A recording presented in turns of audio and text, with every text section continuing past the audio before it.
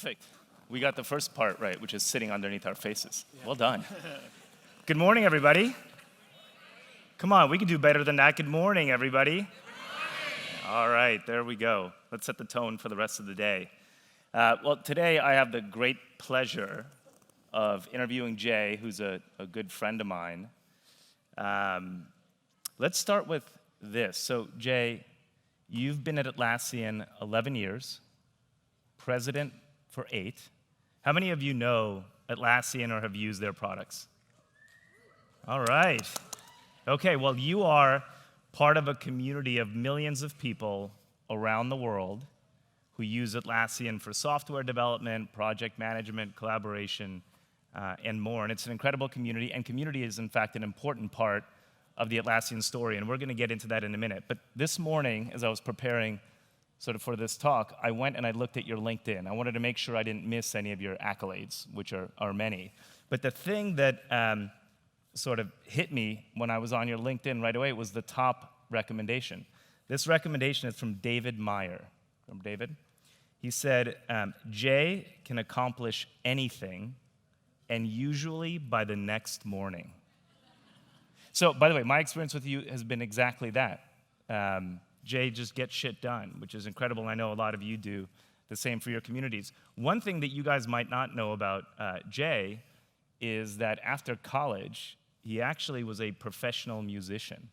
And so maybe, Jay, before we dive deep into community and what it means for Atlassian, you can share a little bit about how do you go from professional musician to president of a company that this year crossed over $1 billion in revenue and has a $33 billion market cap, and far and away, my favorite ticker symbol, which is team?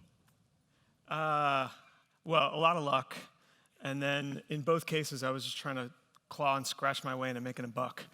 And so the piano thing was, an opportunity for me to do something interesting with something that I knew how to do. By the way, professional is an over-generous description. I could play the hell out of Piano Man, which is mostly what you need to be able to do. As a consumer of it, and Alex I'm a can big sing. fan. Alex can sing the hell out of Piano Man, which no, that is untrue. Well, okay, let's get some value to the audience. So let's just level set and sort of start out by talking about. Can you help us understand what does community mean to Atlassian, and maybe talk a little bit about the size and shape of that community? So community is, broadly the sum of a lot of different parts, and at a super high level, it is the magnified power of our customers, our partners, developers that are extending our products. Basically, every human being that is an extension of what we're trying to do is part of broadly how we think about the economy and the community around our company and our products and our future and past opportunity. I think specifically maybe more related to what a lot of you do in the room, we have really focused on galvanizing our customers together and providing different outlets for them to unite, to give us feedback, to help each other.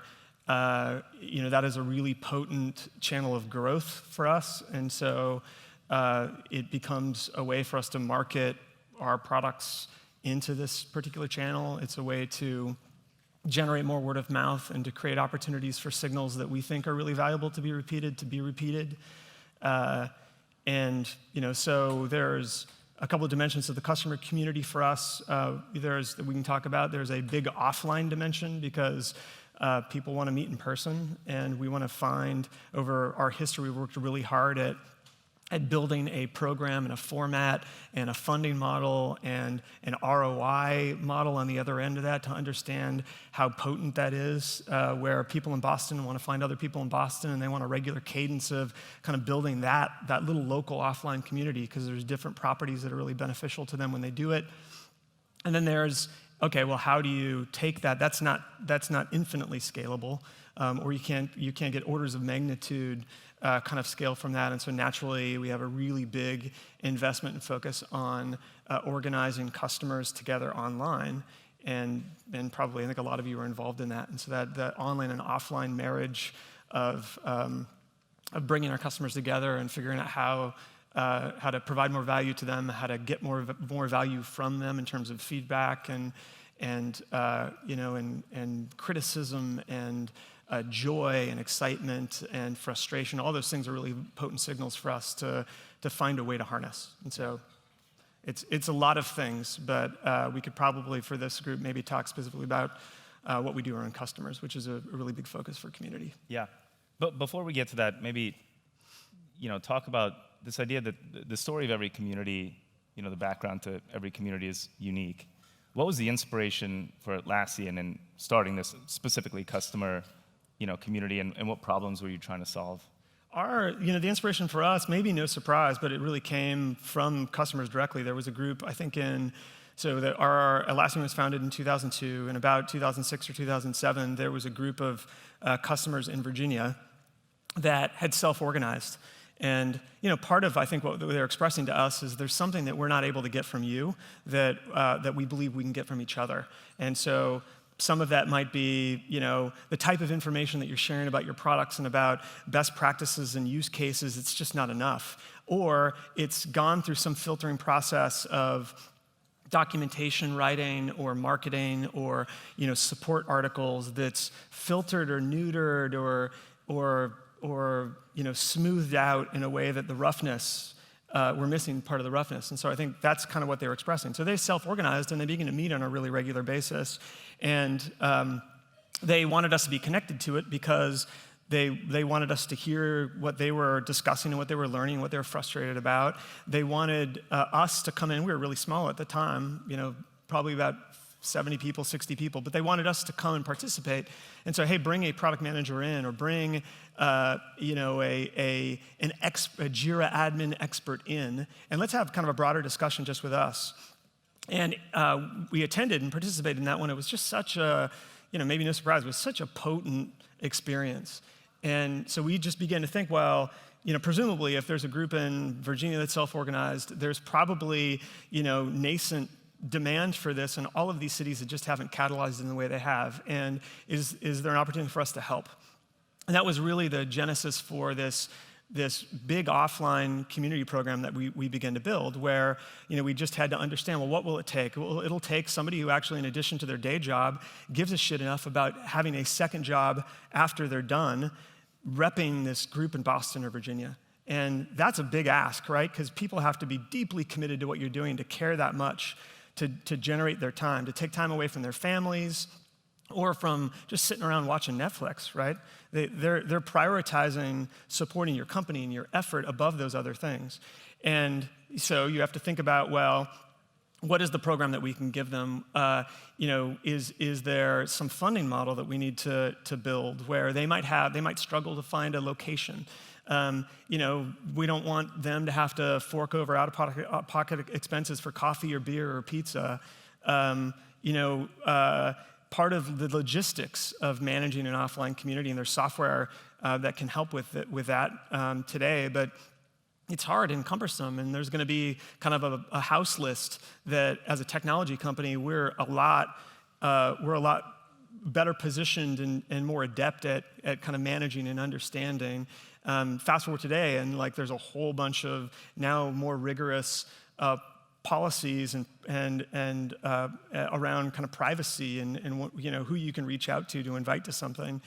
So anyway, we had to think about all those things, and we began to build this program that invested heavily in creating that opportunity for these groups to meet, and that was what we call the Atlassian User Group Program. Today, it's just part of the broader community umbrella, but it was this offline, regular cadence of customers that got together and could connect around us and what we were doing. Fast forward today, and there are more than 400 local community leaders, and I don't even know how many cities and countries, but it's a lot. And in a year, there are more than 750 of those events. So more than kind of 2 events a day. So today, in somewhere, I couldn't tell you off the top of my head where, but it could be in somewhere in Asia. It could be, somewhere in Africa. It could be in San Jose.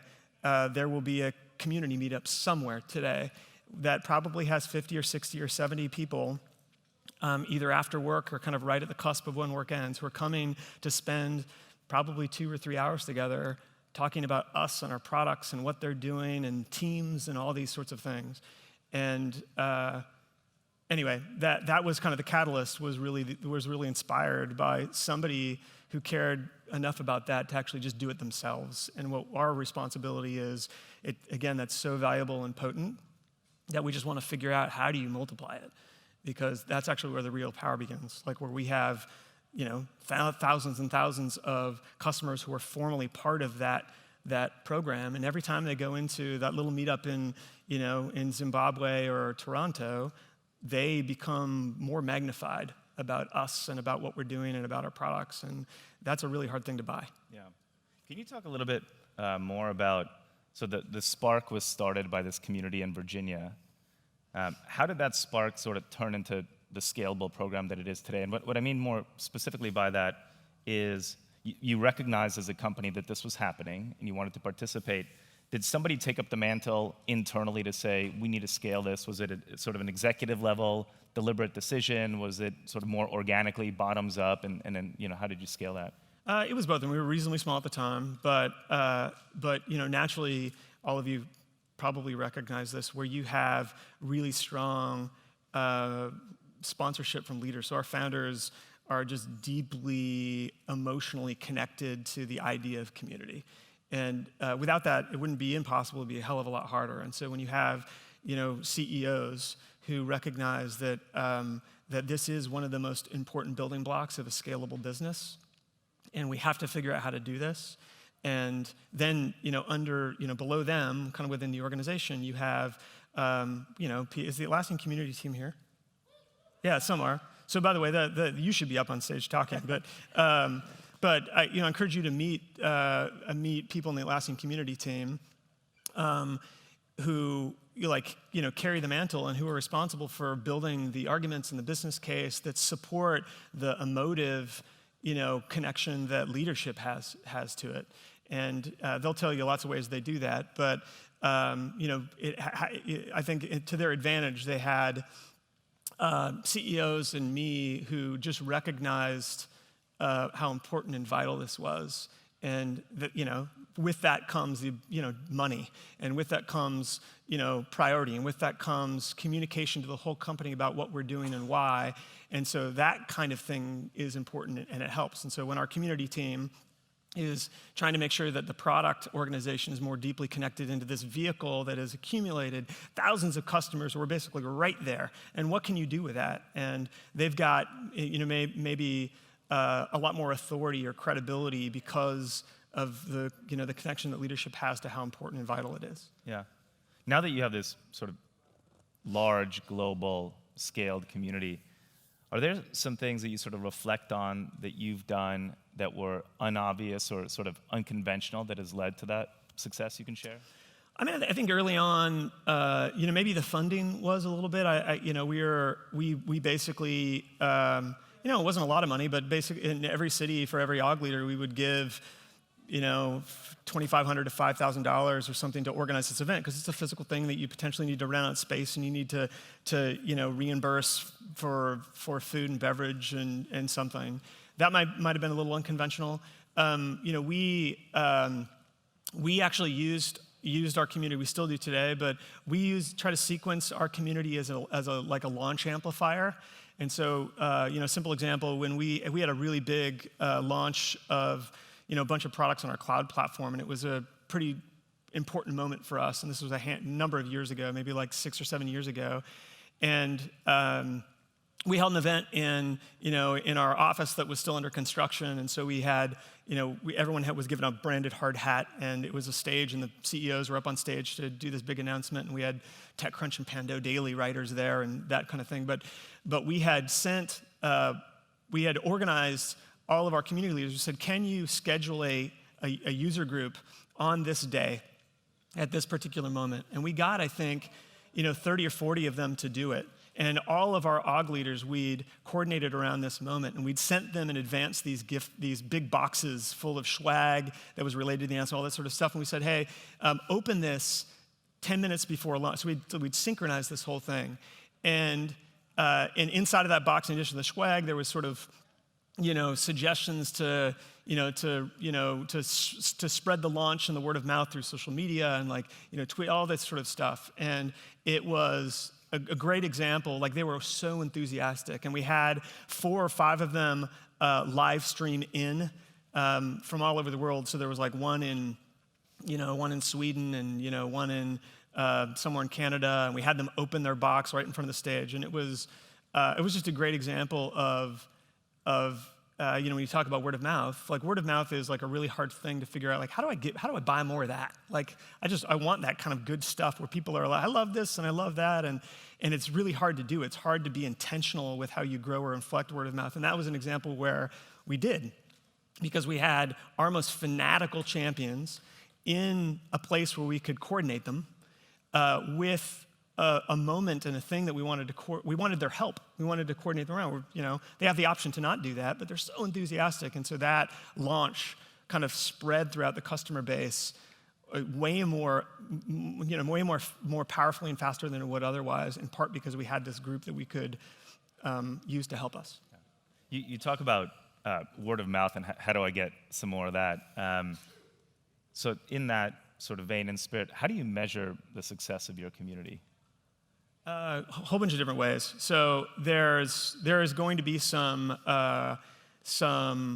measure of cost saving or cost avoidance, and that's sort of a bucket of if customers can help themselves and they don't need to go through our support channel. It means that we get to hire fewer support engineers and channel that money towards other things that are going to build more value for customers, as opposed to supporting issues they might have that are easily fixable by other customers with the knowledge. So that's kind of a big chunk. And today I think in our online community we have over 2,000 posts a month. There are basically questions from one customer that's saying, hey, does anyone know how to do this thing? And most of those are responded by, now we watch it like a hawk too, but most of them are responded by customers faster than we can get to them, because people, again, are like, I know the answer and I actually want to help. And so creating that vehicle helps with on sort of the spend side. One of the biggest lead referral channels for product trials is the community, and oftentimes it's not the source of the attribution doesn't go to a post from product management about new features in the product, or a post from marketing about why you should use this thing. It's usually a post where somebody said, oh, I'm trying to do this thing, or I'm struggling with this idea, or I'm struggling with this problem, and another customer has said, we use this product, or we use this thing in this way, and they hyperlink to it, or they don't, and it basically just becomes a source of referral back into something that they discover. And so it's sometimes really tricky to say that's the only thing that actually swung the consideration phase from I didn't know about this to now I'm buying. But it's in multi-touch marketing attribution models, we put a lot of weight on that because it's social proof, it's a really strong signal, it's kind of in our content ecosystem to manage and understand. And so there's a revenue attribution of how does this participate in growth of our products and awareness of our products. And we're pretty thoughtful about not just using it as a marketing vehicle, because I think you lose some authenticity and you can break it that way. And the community team will tell you they want marketing involved, but they're pretty protective about saying this isn't just another website for you to flog stuff.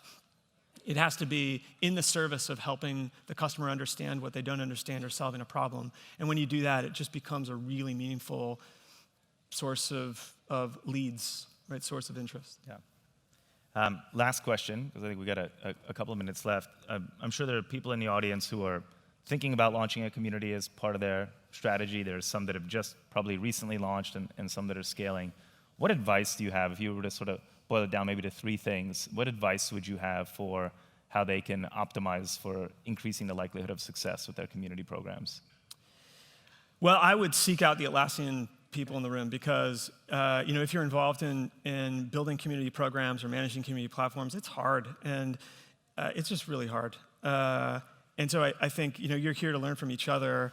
Like my job and involvement and Mike and Scott, our CEO's job and involvement is easy because like they don't actually have to figure out how to build and talk to customers and understand what their problems are. And this is a product. It's like more than just a product. It's an entire experience and it's an entire platform that can become really vital if you do it right. And building that is hard work. So that'd be advice number one. I would say start early, right? Like I mean we're on one level, we're 4,000 people now, and we're a bigger company than I could have imagined we would have been when I joined it. But we recognize the potential of organizing our customers together in this way really early, and we just started early. And so I think it's never too early to start to kind of build a business case that you take to your leadership to say like, hey, like we should focus energy here. And if your leadership is resistant or doesn't believe in it, give them my email address. Could the folks on the Atlassian community team maybe raise their hands so people can hunt Where you are they down? all? Oh, there we go. Okay, there we go. Awesome. I think you're going to have a busy lunch. Seek them out. Yeah, exactly. Well, we actually have time for maybe one more question, which is, as you sort of Futurecast over the next 1 to 3 years specific to community, what are some of the key initiatives?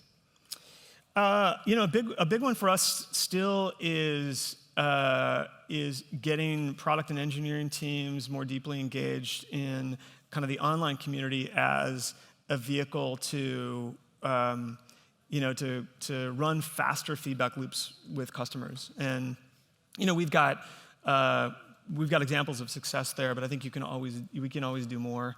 And it just becomes such a high fidelity communication channel, especially because it's active and people are participating. We are still doing a bunch of thinking around how we evolve and kind of add capability to our offline user group program, our offline community program, like our MVP programs. I think this is a product where you're always going to have new features that you want to add, and you're going to have things that you want to remove because they're features you've put in place that didn't work the way you wanted them to. And so I think like anything, it's just constant iteration and improvement. And I don't know that there's no big, we just haven't done this one thing that we need to do. The community team probably has a couple of those ideas, but I think it's a lot of continuing to evolve what we have. Yeah. Well, I know community's been so important to you and Atlassian and to your success. I know you prioritize it and want to give back to the community. You're about to jump on a plane to Europe, so thank you so much for prioritizing this, sharing some of your insights and wisdom. Yeah, thank you guys.